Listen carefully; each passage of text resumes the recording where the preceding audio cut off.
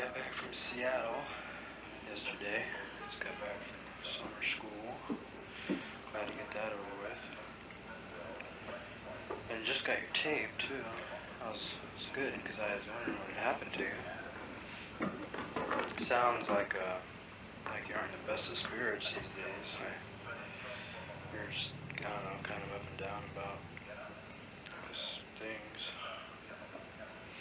Sound like you're kind of bumming out about the prospect of another semester of school, which I guess you guys will be starting pretty soon. School doesn't start here for another few weeks. My folks want me to get a job until then, but fuck that. Don't think that's gonna happen. The only thing I feel like doing is, I don't know. I was thinking maybe if you wanted to blow off school or something, you could come up here for a while and hang out. It's pretty nice up here. Good hiking weather.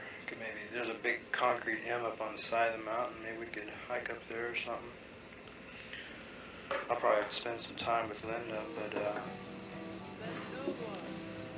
I don't know. I got a roommate who's he's up for doing.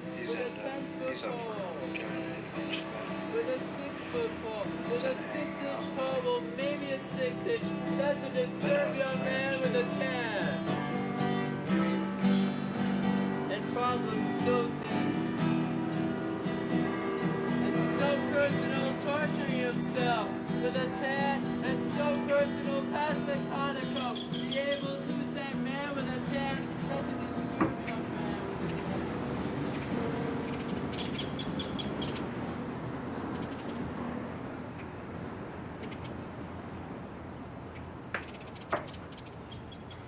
Facts insistent by telling you that George Bush got this mandate with 54% of the vote.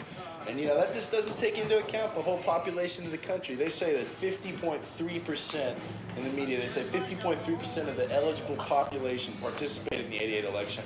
But I think it figures a hell of a lot lower than that. I mean, you gotta consider prisoners. We got more people incarcerated in this country than any other country in Western history. Non-citizens, the underage, the overage, people too old to get to the polls, people out in rural areas, people who don't have addresses.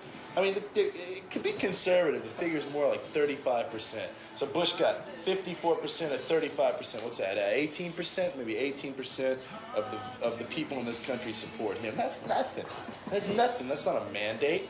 I mean, the people in Nazi Germany in 1932, the Nazis had maybe 34, 38%, and somebody like Pinochet, who's already out of there, back in Chile, and that guy's got maybe 34, 43% of the vote. So 18% is nothing. I mean, it just seems like one day it's going to dawn on everybody that this large non-voting majority has been winning every election for the past 3 decades. And the people who win these elections are going to be too ashamed, or better yet, too afraid to even take power at all. Oh, hey. Man. Paul's moved, man. Where'd he go? I don't know. He's like, he's split, man. He's like, disappeared. Nobody knows where he is, but and the fact of the matter is that the bombs have already fallen. People are running around here dwelling in the 11th hour concept, and it's well afternoon. I mean, our thought processes have been totally subverted by the concepts that these people lay before us, by the church, the schools, and the media right now. I mean, it's almost impossible to find someone out here that can think outside of their own caste system right now. I mean, look at this man across the street in the tie. This is a ruling class man, and he's actually suffering from oxygen deprivation. He's brain dead. Can I sell you a shirt? You know, and it's like, look at this magazine. Buy this magazine. You might be able to stimulate some thought in yourself, you know, switch your guests off so that you might have some perception and be able to see our way out of this, you know, alleviate suffering, make us enjoy it or something, you know. I mean, we're walking around here right now, and it's really time for us to take action. All right, we're being taxed out of our asses to pay for a monopoly on guns by people to oppress us already. I'm saying if I'm going to pay taxes on guns and weapons, that I at least want to possess them, because I've worked for them right now. I have some very serious work for them. It's something very permanent about death. You know, it's like, remember, terrorism is the surgical strike capability of the oppressed. Keep on keeping on. Do you ever just want to get the hell out of this country? Go where? I don't know, anywhere. Doesn't matter. Just some other place. I don't know. I've traveled. And all it is bad water, bad food, you get sick. You gotta deal with strange people. And when you get back, you can't tell whether it really happened to you or you just saw it on TV. Rising down out of the terrific heat of the Red Sea into the Indian Ocean. What'd you get? Distributor. ATI? Yeah.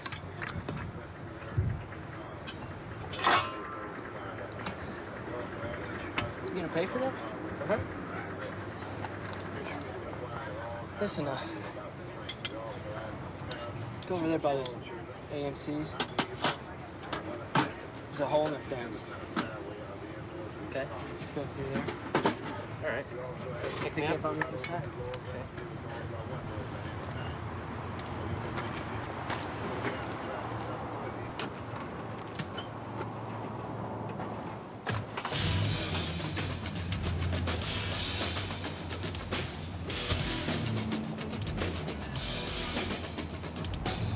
I'll live back at the town.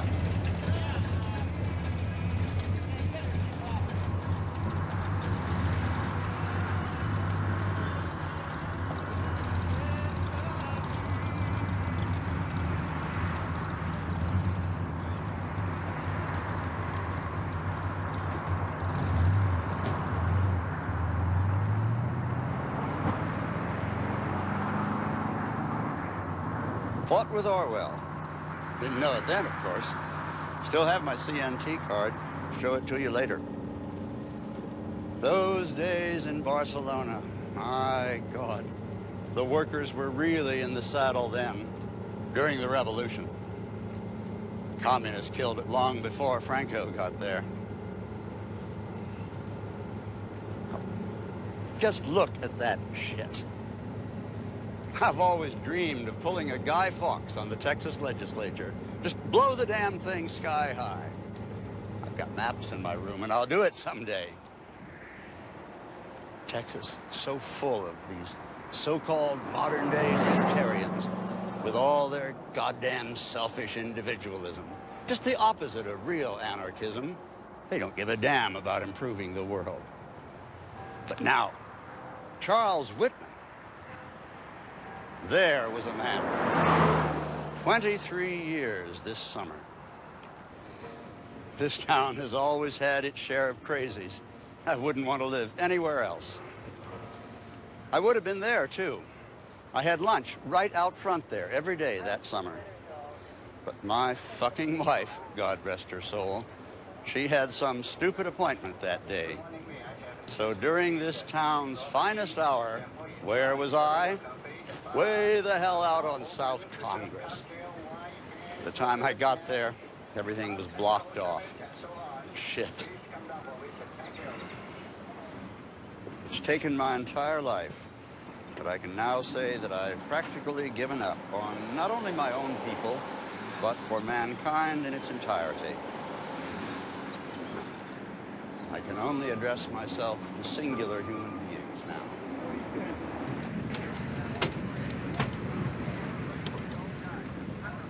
Each individual has this absurd notion, this predisposition. Hey, looks like John Hinckley. Has some eternal significance, that he has this unending potential, this dormant potential, this stupid idea that 95% of the brain is unused, and that if you could tap into that, we would have Superman or something absurd like that.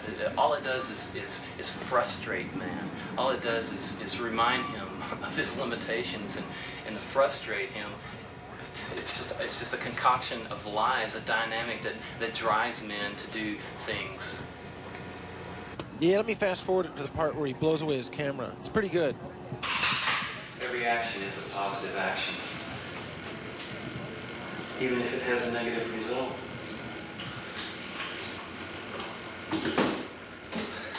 What could be better than a short, uncomplicated life that goes out in a blaze of glory? Rock and roll. bunch of like horrible values. More beer? Yeah, of course. Or like Saturday morning cartoons, it's all a whole bunch of values and junk they're throwing at you. Like take Scooby-Doo, you know? Scooby-Doo like looks at you, it's like there's Shaggy and there's Scooby-Doo, and they say, hey, why don't you beat the shit out of this bad guy, and like we'll give you a Scooby snack, and they'll go, oh duh, and they'll say, well, 2 Scooby snacks. Yeah, well, bribery. yeah, exactly. That's what they're teaching kids. It's like it's all bribery, you know, and they're teaching kids fucking bribery, you know. And then you got the whole other end of the realm where there's like the Smurfs, you know, and then they've got their little colony group together where everybody hangs, you know, in their one little group, and everybody's right together. Everything flows real well. But anytime any one of them tries to take off and do their own little individual trip, that's when Mr. Evil comes down off the hill and stomps on them. Well, like Smurfs, you know, it's like a family system, like it's all like in a hive colony. It was safe. Yeah, it's safety in numbers. It's like the Smurfs are like mom and dad, and it's like they don't want your kids running off, you know, and that's the same thing as Smurfs. Is they don't want like some Smurf leaving the hive colony at all, you know. Well, listen, like, a friend of mine has this real weird theory about Smurfs, but, you know, I've been thinking about it. I think it's kind of cool. Actually, I kind of, like, agree with it. It's like, he's talking about, like, Krishna. You know, like, Smurfs are blue, and, like, he's saying that Smurfs are, like, getting kids, like, used to seeing blue people. And it's like, you know, with Smurfs being blue, kids see blue people. They, like, relate to Smurfs, and they relate to blue people when Krishna comes about, you know. And I don't know. I kind of agree with that. Hey, listen, I'll tell you what. I'll buy this round if you score me a pack of smokes, man. All right, man. I don't know. It sounds like you're plugging for Scooby snacks to me. Yeah, right.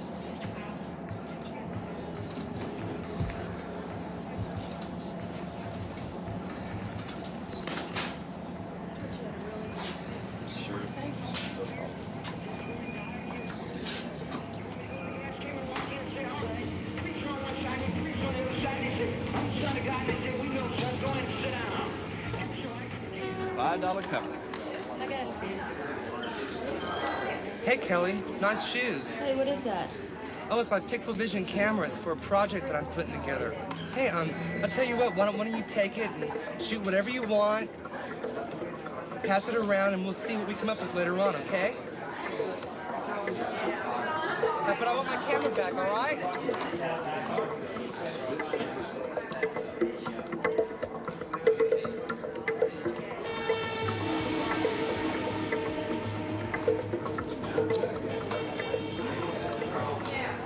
That's because they could fucking think at the same time. So history buried her. Buries every young truth with the bollocks that comes along. I mean, look at Italo Balbo, Christopher McLean, Richard Farina, Pierre Landais, Johnny Ace. Let's get the fuck out. They never had a chance. The reason these guys are being forgotten, though, is that they're not Freemasons. The Masons are the ones that control history. Look at it. Every president but one, Mason. Every man that's walked on the moon, 33rd degree Mason. And look at the Warren Commission, a Shriner Convention without go-karts. Exactly. The slate of American history needs to be wiped clean. We need to start all over. Let's put Larry Feynman in the history books. Let's put Squeaky Fromm on the $1 bill. At least we ought to get that Masonic pyramid bullshit off the back. And get some more beer. Sounds good. Where to? Q Club. You only got 20 minutes. Okay. Are you coming? Yeah, I think I'm gonna catch that show. Okay. You're either with us or against us. Well, guess I'm against you. Let's go. All right. Good night. See you later. See you guys later. Man, there ain't no filming that shit.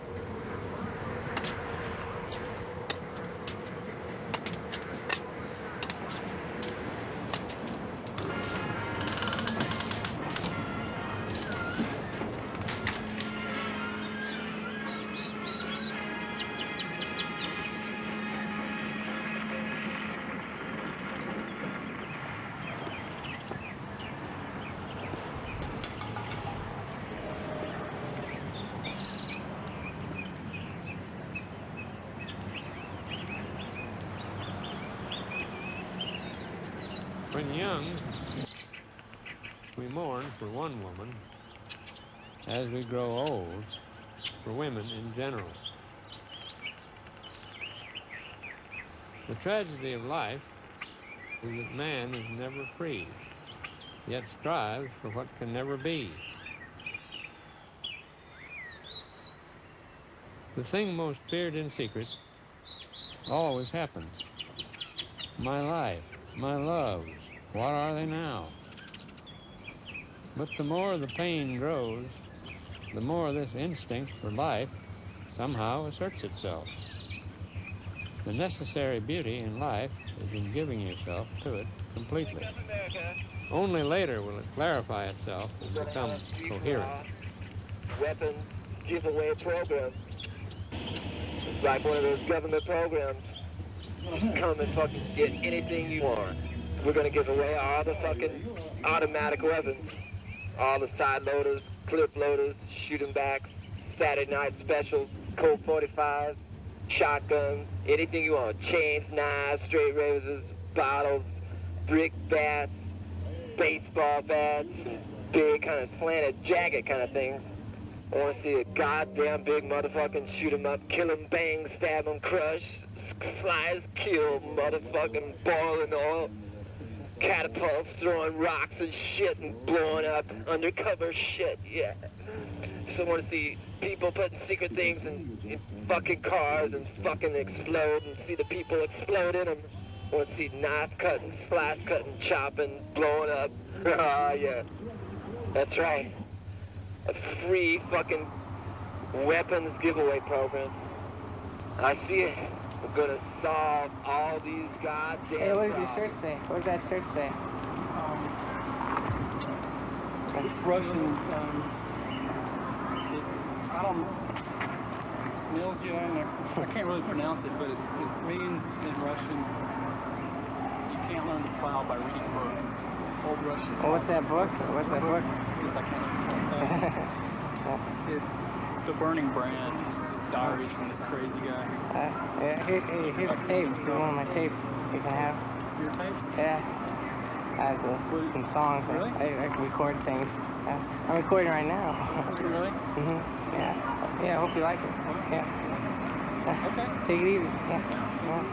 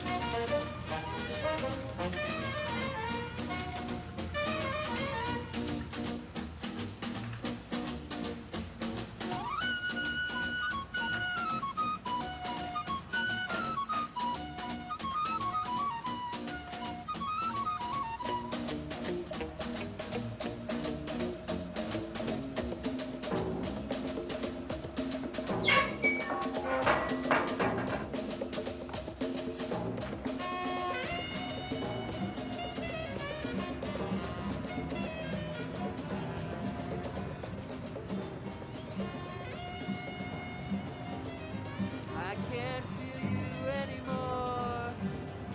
I can't even touch the books you've read. Every time I crawl past your door, I've been wishing I was somebody else instead. Down the highway, down the tracks, down the road to ecstasy. I wait